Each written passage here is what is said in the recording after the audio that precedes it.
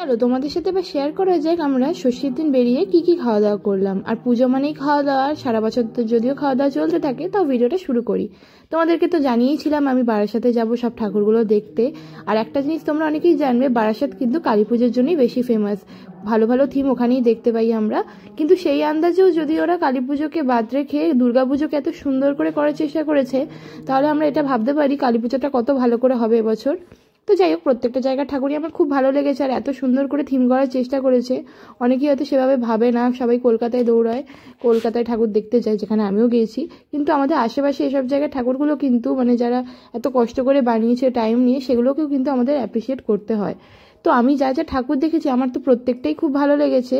আর একটা দেখেছিলাম হচ্ছে অপারেশন সিন্দুর, এই জিনিসটা খুব সুন্দর করে করার চেষ্টা করেছিল।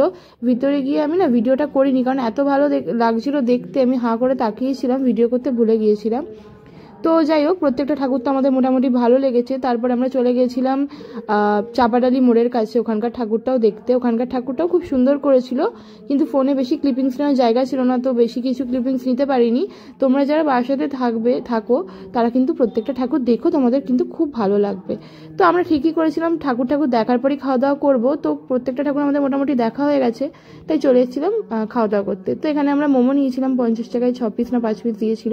এরপরে খেয়ে নিয়েছিলাম একটা ম্যাঙ্গো শেক, এটা খেতে খুবই ভালো লাগে। তারপরে নিয়ে নিয়েছিলাম একটা ইন্টারনেট আর একটা প্যাটিস, যে দুটো বাড়িতে এসে খেয়েছিলাম। তো এখানে মোমোটা তোমাদের একটু দেখিয়ে দিই, মোমোটা দেখতে বেশ সুন্দর ছিল, আর স্যুপটা না একটু নোনতা ছিল, তো ঠিক আছে চলে যায়। তারপরে আমরা একটু আশেপাশে মেলা ছিল, ওখান থেকে দুটো কাপ কিনেছিলাম, একটা আমার একটা বোনের, এটা বোনের, আর পাশেই ছোট্টটা ওটা আমার। আর কয়েকটা ক্লিপ কিনেছিলাম, 10 টাকা করে নিয়েছে। আর দুটো পপকর্ন কিনেছিলাম বাবা মার জন্য।